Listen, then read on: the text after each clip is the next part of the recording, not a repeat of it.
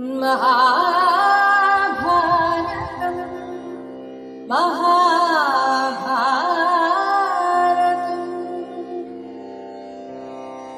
यदा यदा हि धर्मस्य ग्लानिर्भवति भारत अभ्युत्थानमधर्मस्य तदात्मानं सृजाम्यहम्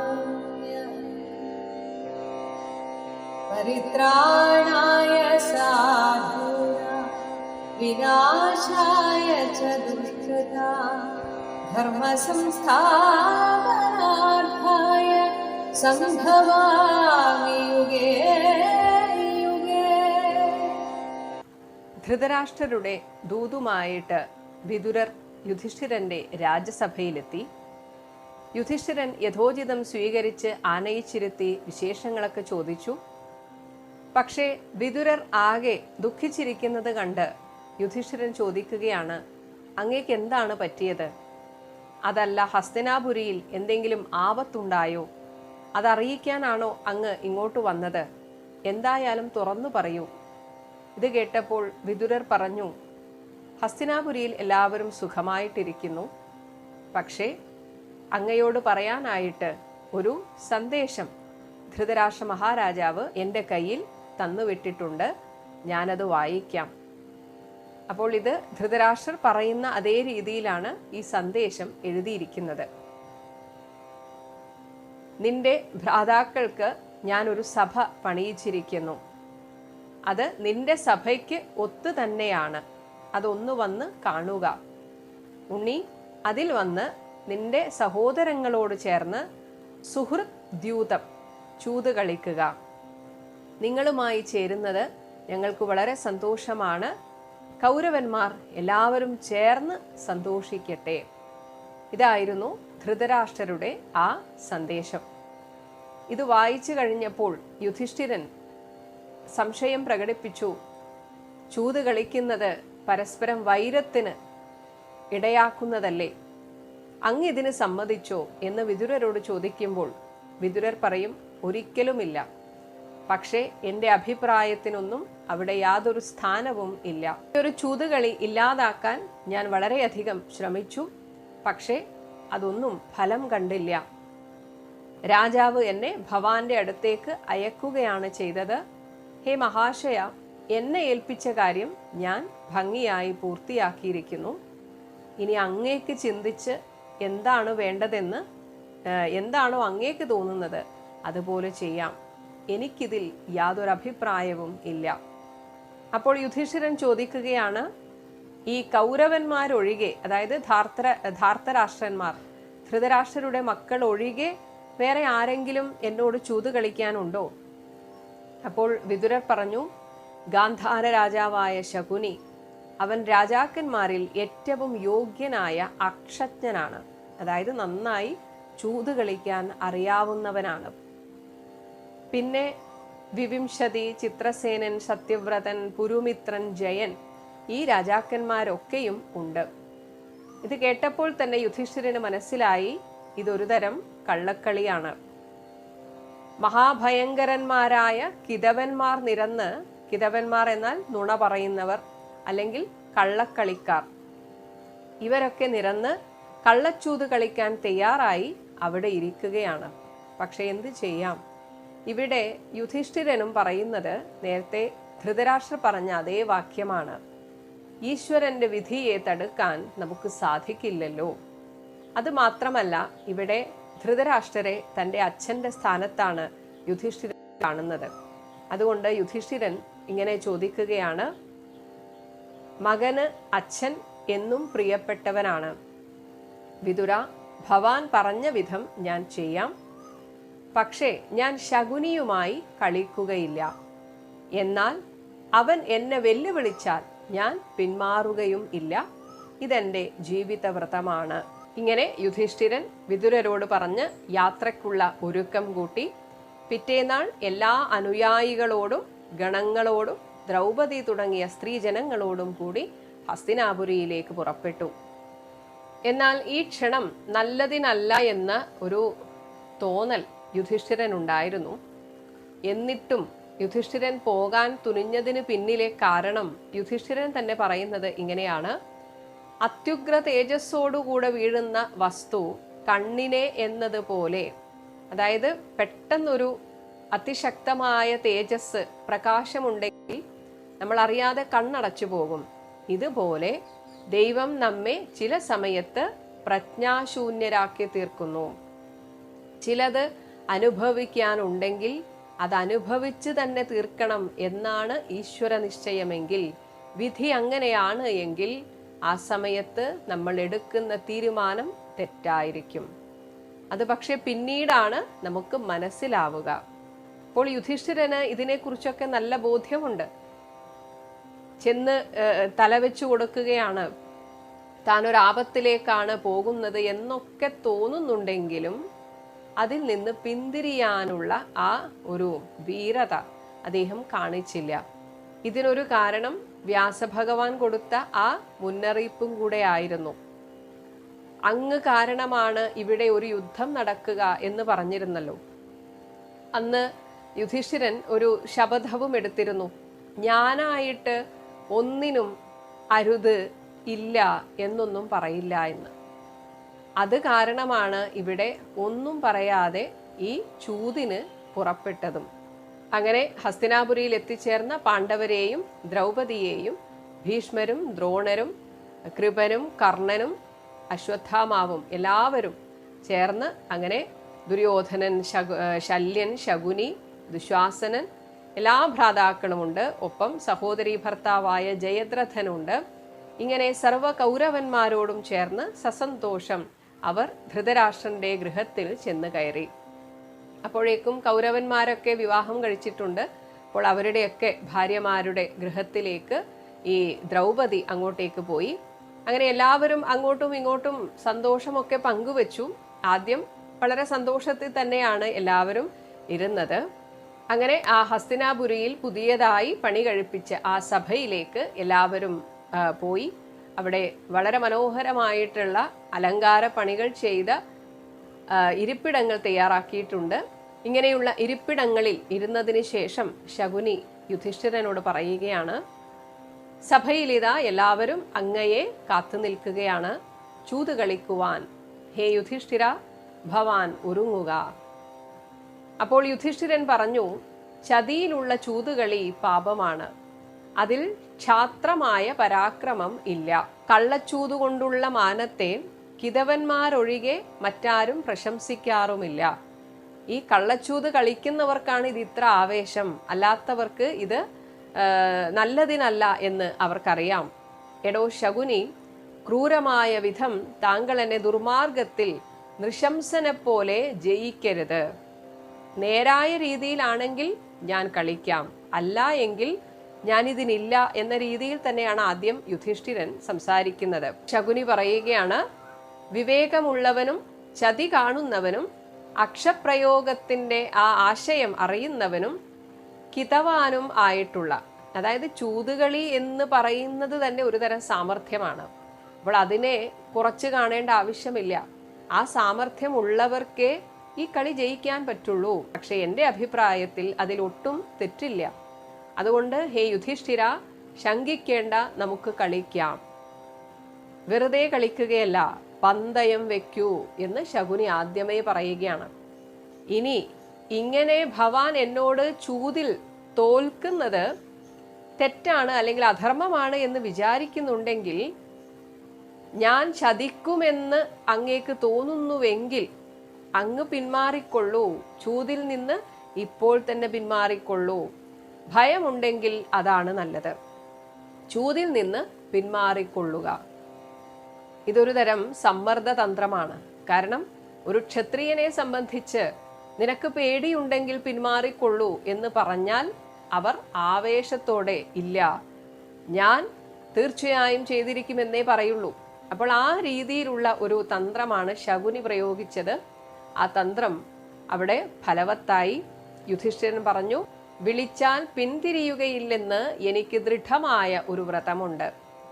വിധി ബലവാനാണ് രാജാവേ, ഞാൻ ദൈവത്തിന്റെ പാട്ടിൽ നിൽക്കുകയാണ്. അതായത് ആ വിധി എന്തോ അത് നടക്കും. ഈ യോഗത്തിൽ ഞാൻ ആരോടാണ് മത്സരിച്ച് കളിക്കേണ്ടത്, ആരാണ് പണയം വെക്കുവാൻ സന്നദ്ധൻ, അതറിഞ്ഞാൽ കളി തുടരാം. ഇത് കേട്ട് ദുര്യോധനൻ പറയുകയാണ്, രാജാവേ, ധനരത്നങ്ങൾ പണയത്തിന് നൽകുവാൻ ഞാനുണ്ട്. അതായത് പണയം വെക്കുന്നതും പന്തയം വെക്കുന്നതും ഞാനാണ്, പക്ഷെ കളിക്കുന്നത് എനിക്കു വേണ്ടി എൻ്റെ അമ്മാവനായ ശകുനി കളിച്ചുകൊള്ളും. അപ്പോൾ യുധിഷ്ഠിരൻ പറഞ്ഞു, അന്യന്റെ പേർക്ക് മറ്റൊരാൾ നടത്തുന്ന ചൂത് നിയമവിരുദ്ധമായി ഞാൻ കരുതുന്നു. അതുകൊണ്ട് അങ്ങത് ഓർക്കണം, ഇത് നല്ലതല്ല എന്ന് ഓർക്കണം. പക്ഷേ ഞാൻ സമ്മതിച്ചു പോയതുകൊണ്ട് ഞാൻ ഈ കളി തുടരുന്നു. അങ്ങനെ ചൂതുകളി അവിടെ ആരംഭിക്കുകയാണ്. പിന്നീട് അങ്ങോട്ട് വിലപിടിപ്പുള്ള രത്നങ്ങളും ഈ രാജസൂയ യാഗവുമായി ബന്ധപ്പെട്ട് എന്തൊക്കെയാണോ യുധിഷ്ഠിരന് കിട്ടിയത്, ഇത് ഓരോരോ സമയത്തായിട്ട് പണയം വെക്കുന്നു. അതേസമയം ശകുനി കള്ളക്കളി കളിച്ച് ഞാൻ ജയിച്ചു എന്ന് പറഞ്ഞ് അതെല്ലാം കൈക്കലാക്കുകയാണ്. എന്നാൽ നമ്മൾ മനുഷ്യരുടെ ഒരു പ്രശ്നമാണ്, കാലിനടിയിൽ നിന്ന് മണ്ണൊലിച്ചു പോയാലും അത് മനസ്സിലാക്കാതെ വീണ്ടും വീണ്ടും ഒരു ശ്രമം കൂടെ എന്ന് ചിന്തിക്കുന്നത് നമ്മൾ മനുഷ്യരുടെ ഒരു ബലഹീനതയാണ്. പ്രത്യേകിച്ച് ഒരു ക്ഷത്രിയനായ യുധിഷ്ഠിരന് പിന്നീട് അവിടെ നിന്ന് പിന്തിരിയാൻ പറ്റാത്ത വിധത്തിൽ പെട്ടുപോയി. അല്ലെങ്കിൽ സ്വന്തം ബുദ്ധി ഉപയോഗിച്ച് അവിടെ നിന്ന് മാറാമായിരുന്നു, പിന്തിരിയാമായിരുന്നു. തൻ്റെ സ്വത്താണ് ഇവർ കൈക്കലാക്കുന്നത് എന്ന് മനസ്സിലാക്കിയെങ്കിലും യുധിഷ്ഠിരന് പിന്മാറാമായിരുന്നു. പക്ഷെ അത് ചെയ്തില്ല. എല്ലാം വിധി എന്ന് പറഞ്ഞ് അങ്ങ് വിട്ടുകൊടുക്കുകയാണ് ചെയ്തത്. അങ്ങനെ അവസാനം ആ സമയത്ത് യുധിഷ്ഠിരൻ ഉണ്ടായിരുന്ന സകല സ്വത്തും പണയം വെച്ചതിന് ശേഷം പിന്നെ ഓരോരോ സഹോദരന്മാരെയായിട്ട് പണയം വെക്കാൻ തുടങ്ങി. ഓരോ പണയത്തിനും ഓരോ കളി, അതെല്ലാം ശകുനി ജയിക്കും. അങ്ങനെ നകുലനെ, സഹദേവനെ, അർജുനനെ, ഭീമനെ എല്ലാവരെയും പണയം വെച്ചു.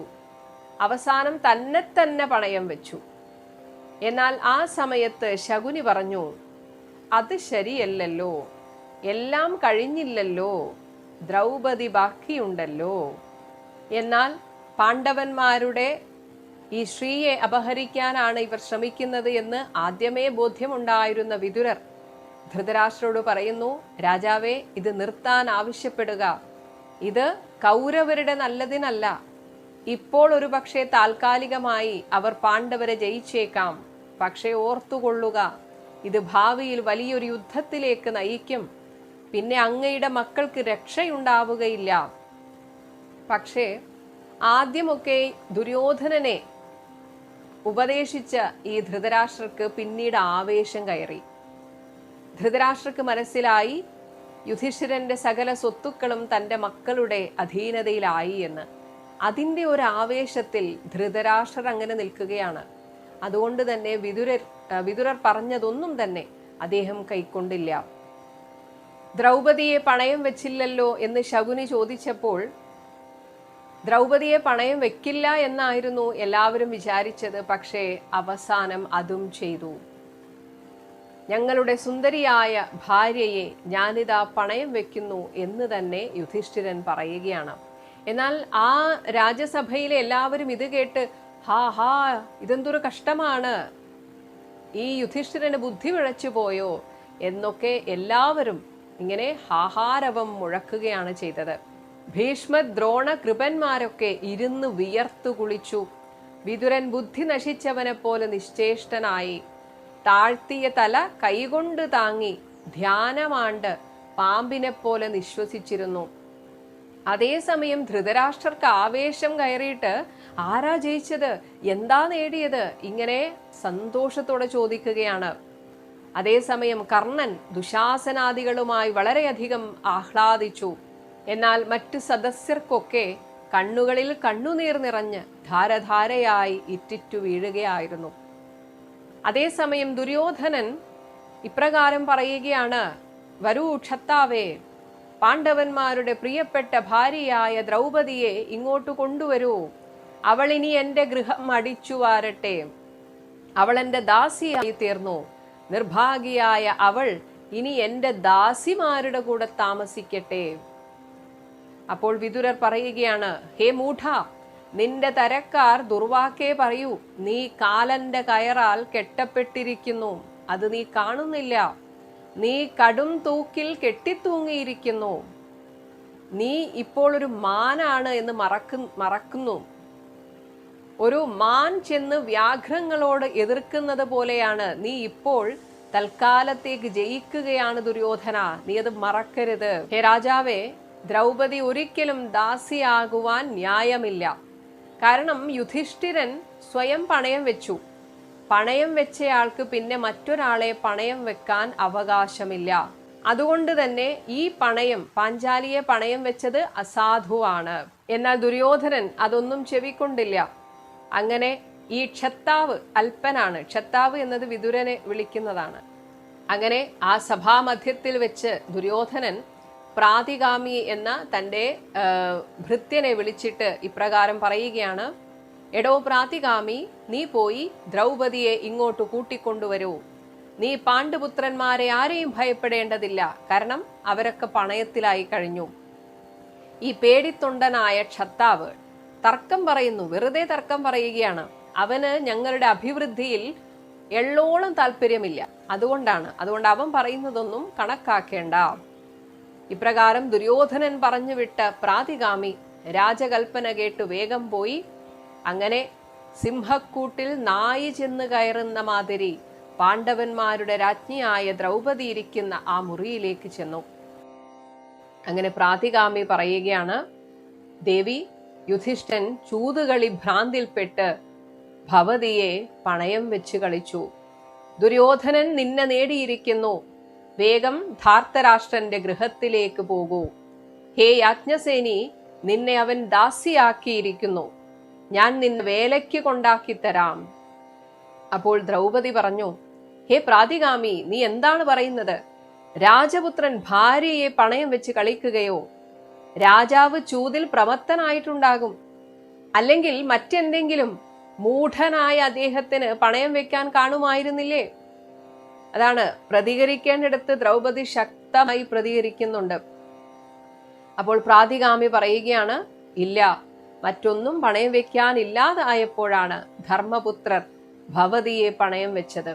ആദ്യം ഭ്രാതാക്കളെ പണയം വെച്ചു, പിന്നെ രാജാവ് തന്നെ പണയം വെച്ചു, എന്നിട്ട് രാജപുത്രി ഭവതിയെയും പണയം വെച്ചു.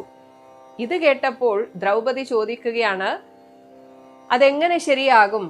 നീ ആ കിതവനോട് ചെന്ന് ചോദിക്കൂ, ആദ്യം ആരെ പണയം വെച്ച് കളിച്ചാണ് തോറ്റത് എന്ന്. രാജാവ് തന്നെത്താൻ പണയം വെച്ചിട്ടുണ്ടെങ്കിൽ പിന്നെ എന്നെ എങ്ങനെ പണയം വെക്കും? അതിന് സാധിക്കില്ല. അതുകൊണ്ട് ആദ്യം ഏതാണ് ഉണ്ടായത് എന്ന് അറിഞ്ഞു വരിക, എന്നിട്ട് എന്നെ കൊണ്ടുപോകാം.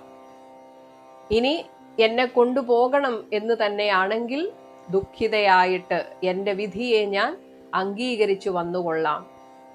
അങ്ങനെ സഭയിൽ ചെന്ന് ഈ പ്രാതിഗാമി രാജമധ്യത്തിലിരിക്കുന്ന യുധിഷ്ഠിരനോട് പാഞ്ചാലി ഇപ്രകാരം പറഞ്ഞതായി അറിയിച്ചു. അപ്പോൾ ദ്രൗപദി യുധിഷ്ഠിരനോടാണ് ചോദിക്കാൻ പറയുന്നത്. അപ്പോൾ യുധിഷ്ഠിരൻ തന്നെയാണ് ഇപ്പോൾ കിതവൻ എന്ന രീതിയിൽ, കിതവൻ എന്ന് ദ്രൗപദി ഉദ്ദേശിച്ചത് യുധിഷ്ഠിരനെയാണ്. എന്തിനാണ് ഇങ്ങനെ അറിയാത്ത കളിക്ക് പോയത് എന്ന് ശരിക്കും രോഷത്തോടു കൂടിയാണ് ദ്രൗപദി ചോദിക്കുന്നത്. അപ്പോൾ ഈ ചോദ്യം പ്രാതിഗാമി യുധിഷ്ഠിരനോടാണ് ചോദിച്ചത്. ദ്രൗപദി ഇങ്ങനെയൊക്കെ ചോദിക്കാൻ പറഞ്ഞു, അങ്ങ് ആദ്യം അങ്ങയെയാണോ പണയം വെച്ചത്? ഈ വാക്ക് കേട്ടപ്പോൾ യുധിഷ്ഠിരൻ മനസ്സ് കെട്ട് ചത്തതുപോലെയായി. സ്വന്തം ഭാര്യയുടെ മുമ്പിൽ തലകുനിക്കേണ്ടി വന്നു. അവൻ നല്ലതോ ചീത്തയോ ഒന്നും തന്നെ ആ പ്രാതിഗാമിയോട് ഉത്തരം പറഞ്ഞില്ല. അപ്പോൾ ദുര്യോധനൻ പറഞ്ഞു, ഈ ചോദ്യം പാഞ്ചാലി നേരിട്ട് വന്ന് ഈ സഭയിൽ വെച്ച് ചോദിക്കട്ടെ. അവളും അവനും തമ്മിൽ പറയുന്നത് ഇവിടെയുള്ളവരെല്ലാവരും കേൾക്കട്ടെ. അങ്ങനെ ആസൂതനായ പ്രാതിഗാമി ദുര്യോധനന്റെ കൽപ്പന കൈക്കൊണ്ട് രാജഗൃഹത്തിൽ ചെന്ന് ദ്രൗപദിയോട് ഇപ്രകാരം പറഞ്ഞു, ഹേ രാജപുത്രി, സദസ്യർ ഭവതിയെ വിളിക്കുന്നു. കൗരവർക്ക് ഇക്കാര്യത്തിൽ എന്തോ സംശയമുണ്ട്. ഭവതിയെ സഭയിൽ കയറ്റുന്ന അല്പബുദ്ധികൾ അവരുടെ ശ്രേയസ്സിനെ രക്ഷിക്കുന്നതായി എനിക്ക് തോന്നുന്നില്ല എന്ന് ഈ പ്രാതികാമിക്ക് പോലും ബുദ്ധിയുണ്ട്, പക്ഷെ അത്ര പോലും ആ ദുര്യോധനാദികൾക്ക് മനസ്സിലാകുന്നില്ല അവർ ഇപ്പോൾ ചെയ്തുകൊണ്ടിരിക്കുന്നത് എന്താണ് എന്ന്. ഇത് കേട്ടപ്പോൾ ദ്രൗപദി പറയുകയാണ്, ബ്രഹ്മാവ് ഇപ്രകാരമായിരിക്കാം നിശ്ചയിച്ചത്, അതായത് ഇതെന്റെ കർമ്മഫലമായിരിക്കാം. വിദ്വാൻമാർക്കും അവിദ്വാൻമാർക്കും ഒരുപോലെ സുഖവുമുണ്ടാകും ദുഃഖവുമുണ്ടാകും. ധർമ്മം മാത്രമാണ് എല്ലാറ്റിനും മീതെ എന്ന് ലോകർ പറയുന്നു. ധർമ്മത്തെ സംരക്ഷിച്ചാൽ ആ ധർമ്മം അവരെ സംരക്ഷിക്കും. ഈ ധർമ്മം തെറ്റിക്കുന്നത് കൗരവർക്ക് ചേർന്നതല്ല. എന്തായാലും ആ സഭാവാസികളായ മഹാന്മാരോട് എന്റെ ധർമ്മത്തെ സംബന്ധിച്ച ഈ വാക്കുകൾ അറിയിക്കുക. നീതിമാന്മാരും ധർമാത്മാക്കളുമായ അവരൊക്കെ, ഈ രാജ്യസഭയിൽ ഇരിക്കുന്ന മറ്റുള്ളവർ, ഭീഷ്മാദികളൊക്കെ എന്താണോ പറയുന്നത് അത് ഞാൻ അനുസരിച്ചു കൊള്ളാം. അങ്ങനെ സൂതൻ, ആ പ്രാതികാമി, ഉടനെ ചെന്ന് സദസ്സിൽ ദ്രൗപദി പറഞ്ഞ കാര്യം എല്ലാവരോടും പറഞ്ഞു. എന്നാൽ ഇത് കേട്ടപ്പോൾ ദുര്യോധനന്റെ വാശി ഓർത്ത് അവർ ഒന്നും മിണ്ടിയില്ല. എല്ലാവരും തലകുനിച്ചിരിക്കുകയാണ്. യുധിഷ്ഠിരൻ അത് കേട്ട് ദുര്യോധനന്റെ ആഗ്രഹം ചിന്തിച്ചറിഞ്ഞ് തനിക്ക് ഇഷ്ടനായ ഒരു ദൂതനെ വിളിച്ച് ഇപ്രകാരം പറഞ്ഞയച്ചു. അങ്ങനെ യുധിഷ്ഠിരൻ തന്റെ ദൂത് പാഞ്ചാലിക്ക് പറഞ്ഞ് കൊടുത്തയക്കുകയാണ്. അതിപ്രകാരമായിരുന്നു: മടിക്കുത്ത് ഇറക്കിക്കുത്തി ഒറ്റ വസ്ത്രം ചുറ്റി തീണ്ടാരിയായിരിക്കുന്ന നീ ദുഃഖത്തോടെ സഭയിൽ വന്ന് കയറിയതിനു ശേഷം പാഞ്ചാലി, നീ ശ്വശുരന്റെ മുമ്പിൽ വന്ന് നിൽക്കുക. അതായത് അമ്മായി അച്ഛൻ ധൃതരാഷ്ട്രർ, നീ സഭയിൽ വന്ന് കയറുന്നത് കാണുമ്പോൾ രാജപുത്രി സദസ്യരെല്ലാവരും ധാർത്തരാഷ്ട്രനെ ഉള്ളുകൊണ്ട് നിന്ദിക്കും. അങ്ങനെ ഈ കൃഷ്ണയുടെ സമീപം ചെന്ന് ബുദ്ധിശാലിയായ ധർമ്മപുത്രരുടെ നിശ്ചയത്തെ അറിയിക്കുകയാണ്. അതായത് ഇപ്പോൾ ആർത്തവ സമയമാണ്. അപ്പോൾ ഒറ്റ മുണ്ട് അല്ലെങ്കിൽ ആ ഒരു രീതിയിലാണ്, ഇപ്പോൾ ഒറ്റ വസ്ത്രം ഉടുത്തിട്ടാണ് പാഞ്ചാലി ഉള്ളത്.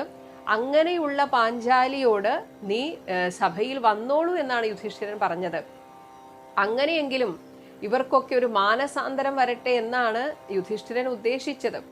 എന്നാൽ പ്രാതികാമിയോട് വീണ്ടും ദുര്യോധനൻ പറയുകയാണ്, അവൾ സ്വയം ഇങ്ങോട്ട് വരാനൊന്നും നിൽക്കണ്ട, നീ പോയി പിടിച്ചു കൊണ്ടുവരൂ എന്ന്. പക്ഷെ പ്രാതികാമിക്ക് എന്തോ ഒരു ഭയം. ഇത് കണ്ടപ്പോൾ ദുര്യോധനൻ ദുശാസനനോട് പറയുകയാണ്, ദുശാസന, നമ്മുടെ സൂതപുത്രൻ അല്പബുദ്ധിയാണ്. അവൻ ഇപ്പോഴും മൃഗോദരനെ ഭയപ്പെടുകയാണ്. നീ തന്നെ പോയി കൃഷ്ണയെ ഇങ്ങോട്ട് കൊണ്ടുവരൂ. ഈ അടിമകളായ ശത്രുക്കൾ നിന്നോടെന്ത് ചെയ്യാൻ? ഒന്നും അവർക്ക് ചെയ്യുവാൻ കഴിയുകയില്ല. രാജാവായ ദുര്യോധനൻ പറഞ്ഞത് കേട്ടയുടനെ കണ്ണു ചുവന്ന ആ രാജപുത്രൻ എഴുന്നേറ്റു. അവൻ, ആ ദുശാസനൻ, ക്ഷണത്തിൽ പാഞ്ചാലി ഇരിക്കുന്ന ഗൃഹത്തിൽ പ്രവേശിച്ച് ഇപ്രകാരം പറയുകയാണ്: വരൂ വരൂ ദ്രൗപദി, നിന്നെ ചൂതിൽ ഞങ്ങൾ നേടിക്കഴിഞ്ഞു. നീ ഞങ്ങളുടെ അടിമയായിരിക്കുന്നു. നീ ലജ്ജ കളഞ്ഞ് സഭയിലേക്ക് വരൂ. ദുര്യോധനനെ പോയി കാണുക. കൗരവനായ അവനെ സേവിക്കുക. അവർക്ക് വേണ്ടതെല്ലാം ചെയ്തു കൊടുക്കൂ. ദാസ്യവൃത്തികൾ ചെയ്തും ജീവിക്കുക. വേഗം നടക്കൂ. ഇങ്ങനെ ക്രൂരനായ ദുശാസനന്റെ വിളി കേട്ട് അവൾ സസംഭ്രമം പിടഞ്ഞെഴുന്നേറ്റു.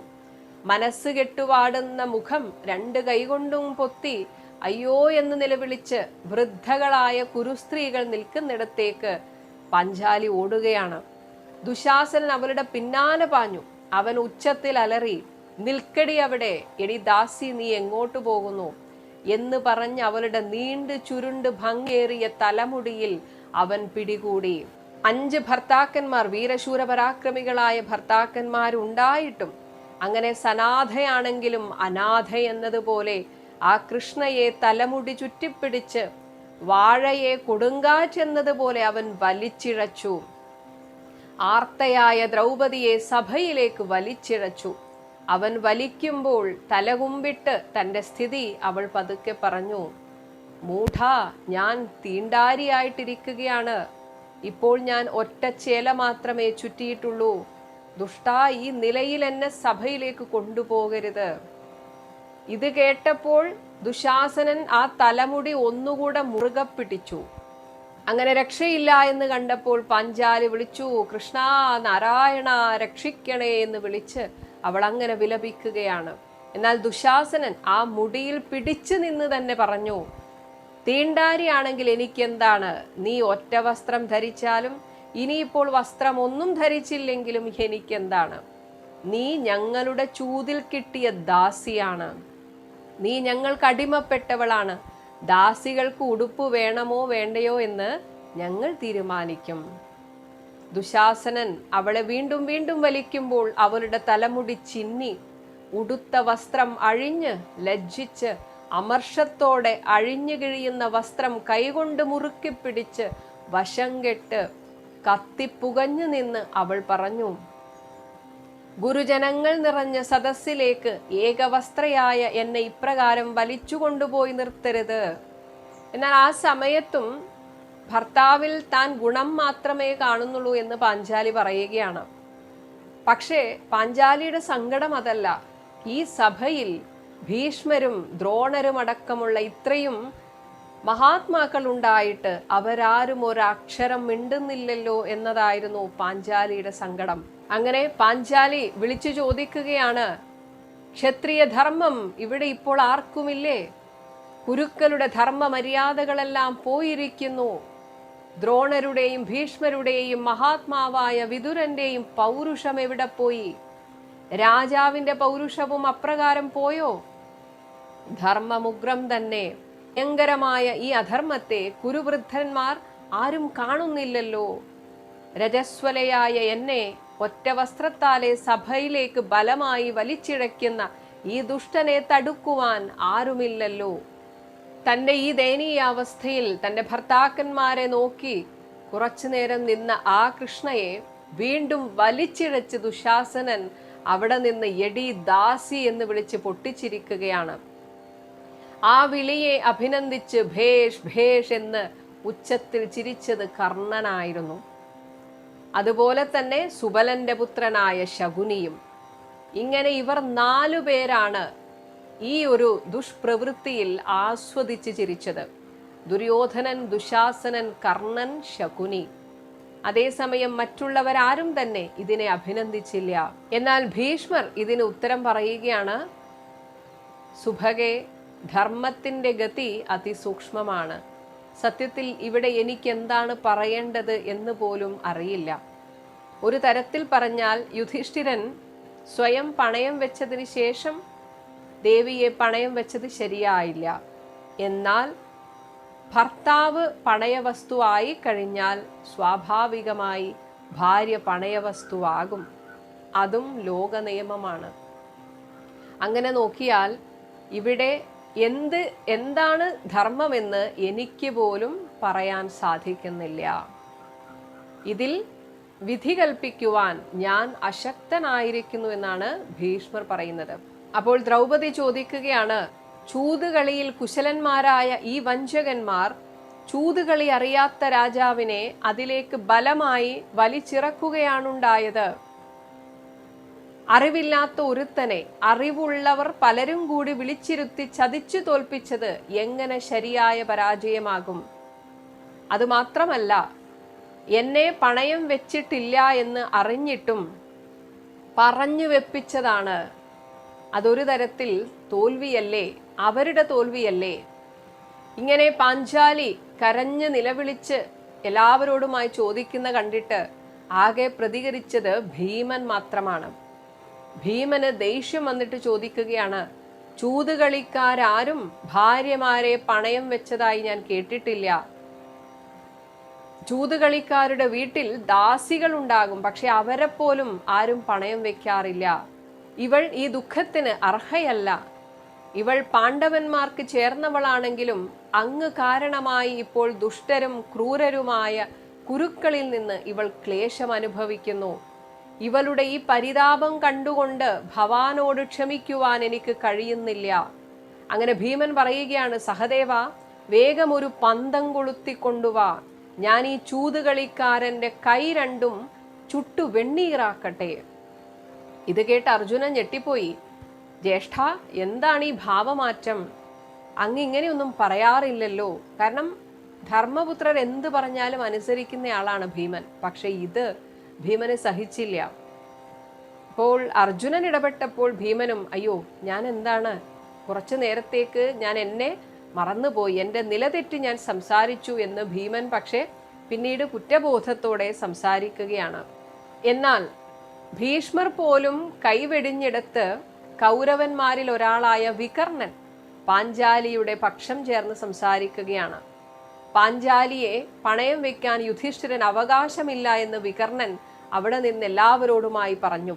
എന്നാൽ വികർണന്റെ ഈ അഭിപ്രായത്തോട് കർണൻ വിയോജിക്കുകയാണ്. കർണൻ വികർണനോട് പറയുകയാണ്, ദുര്യോധനന്റെ സഹോദരനായിരുന്നിട്ടും നിനക്ക് ധർമ്മം അറിയുവാൻ സാധിച്ചില്ലല്ലോ ഹേ വികർണ മൂഢ.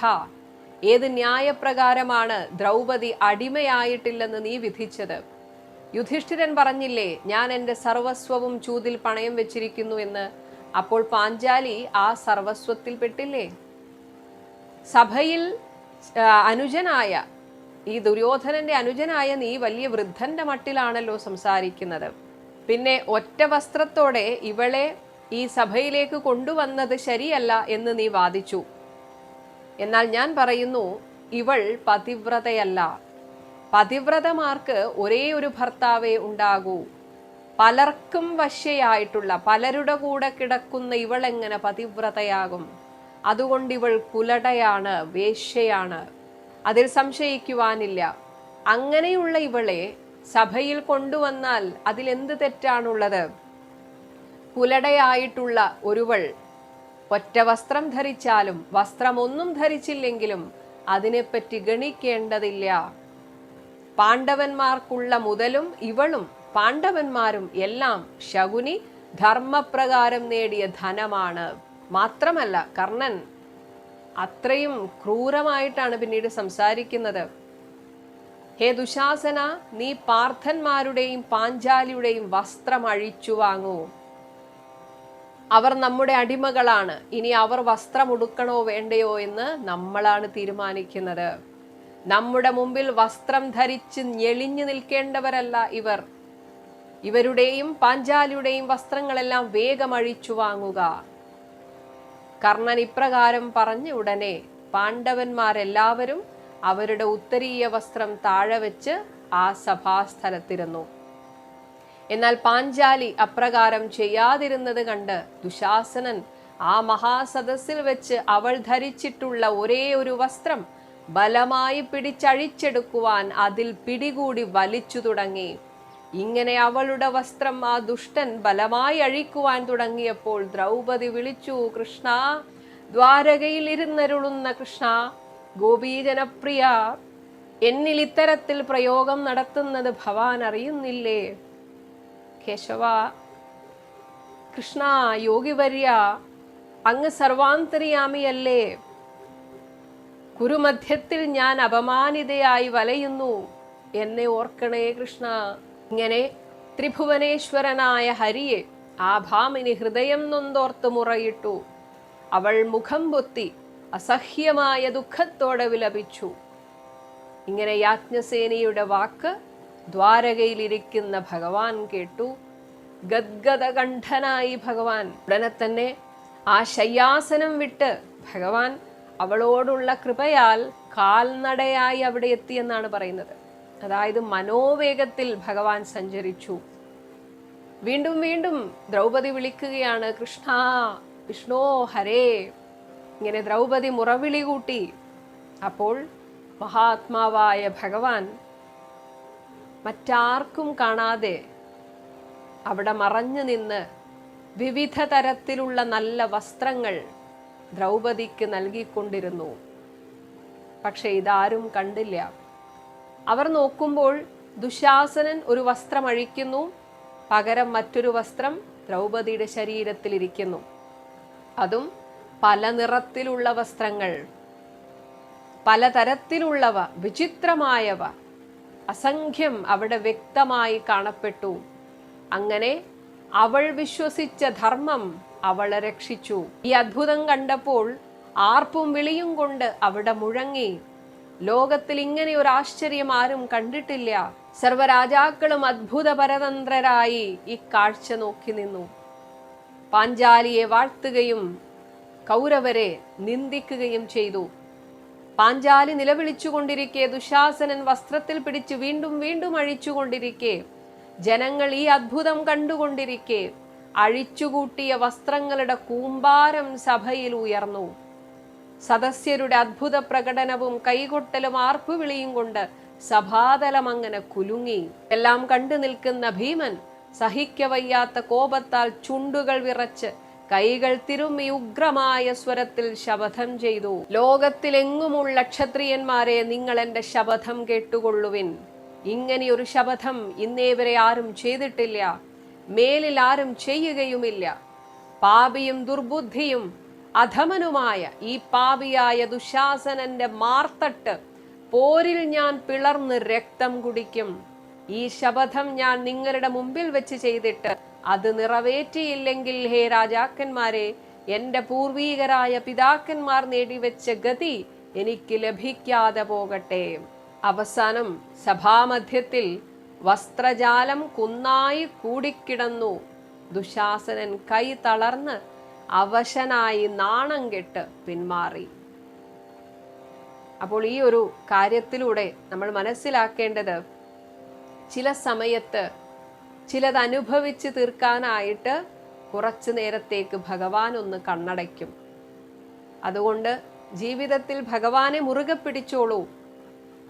ഒരു ഘട്ടം എത്തിയാൽ ഭഗവാൻ വന്ന് രക്ഷിച്ചിരിക്കും. പക്ഷെ എങ്കിലും ചില അനുഭവങ്ങൾ ഭഗവാനോട് എത്ര അടുത്തിരിക്കുന്നവർക്കും ചില ദുരനുഭവങ്ങൾ ഉണ്ടാവുക തന്നെ ചെയ്യും എന്ന് ഈ ഒരു പാഞ്ചാലി വസ്ത്രാപഹരണത്തിലൂടെ നമുക്ക് മനസ്സിലാക്കി തരികയാണ്.